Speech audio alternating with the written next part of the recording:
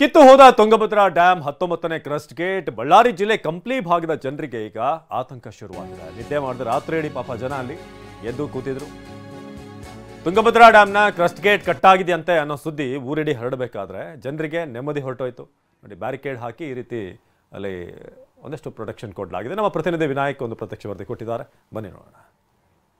ನಾವೀಗ ಕಂಪ್ಲಿ ಭಾಗದಲ್ಲಿದ್ದೀವಿ. ತಾವು ದೃಷ್ಟಿಯಲ್ಲಿ ಕೂಡ ಗಮನಿಸಬಹುದು, ಇದು ತುಂಗಭದ್ರಾ ನದಿ ಅಂದ್ರೆ TB ಡ್ಯಾಮ್ಗೆ ಹೊಂದಿಕೊಂಡಿರತಕ್ಕಂಥ ಅಲ್ಲಿ ಏನು ನೀರು ಬಿಡ್ತಾರಲ್ಲ ಆ ನೀರು ಕೂಡ ಸಂಪೂರ್ಣವಾಗಿ ಈ ನದಿ ಮುಖಾಂತರವಾಗಿ ಹೋಗುತ್ತೆ.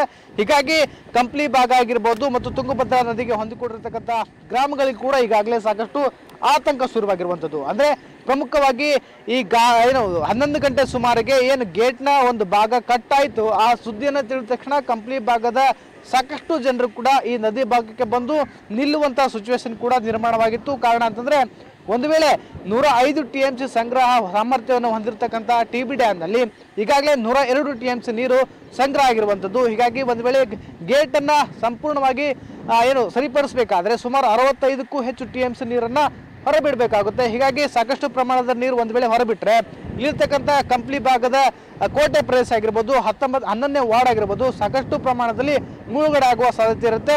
ಹೀಗಾಗಿ ಜನರು ಕೂಡ ಸಾಕಷ್ಟು ಆತಂಕವನ್ನು ಹೊಂದಿದ್ರು. ಹೀಗಾಗಿ ಜನರು ಕೂಡ ಈ ಕಂಪ್ಲಿಯ ಬ್ರಿಡ್ಜ್ ಮುಂದ್ಗಡೆ ನಿಂತ್ಕೊಂಡಿರುವಂಥದ್ದು. ಅಂದ್ರೆ ಈ ಭಾಗದಲ್ಲಿ ಸುಮಾರು 300ಕ್ಕೂ ಅಧಿಕ ಕಂಪ್ಲಿಯ ಕೋಟೆ ಪ್ರದೇಶದಲ್ಲಿ ಮನೆಗಳಿವೆ.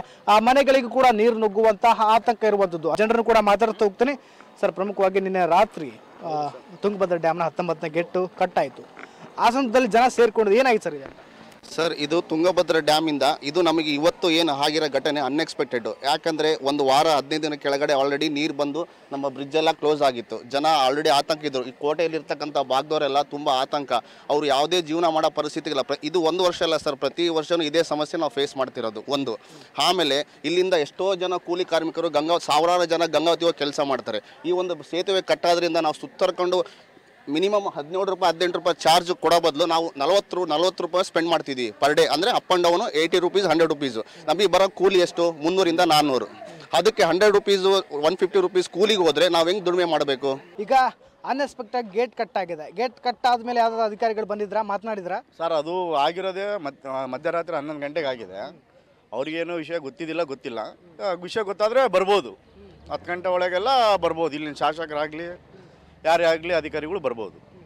ಒಂದು ವೇಳೆ ಈಗ ಇದು ಹಿಂದೆ ಯಾವ ಥರ ಆಗಿತ್ತಾ ಈ ರೀತಿ ಗೇಟ್ ಕಟ್ ಆಗಿರುವಂಥದ್ದು, ಡ್ಯಾಮ್ ಮುರಿದಿರುವಂಥದ್ದು ಸಮಸ್ಯೆ ಏನಾರ ಇತ್ತಾ? ಸರ್, ಈ ಥರ ಏನು ಆಗಿಲ್ಲ ಬಿಡ್ರಿ. ಆಗಿಲ್ಲ ಹೌದು, ಇದೆ ಫಸ್ಟ್.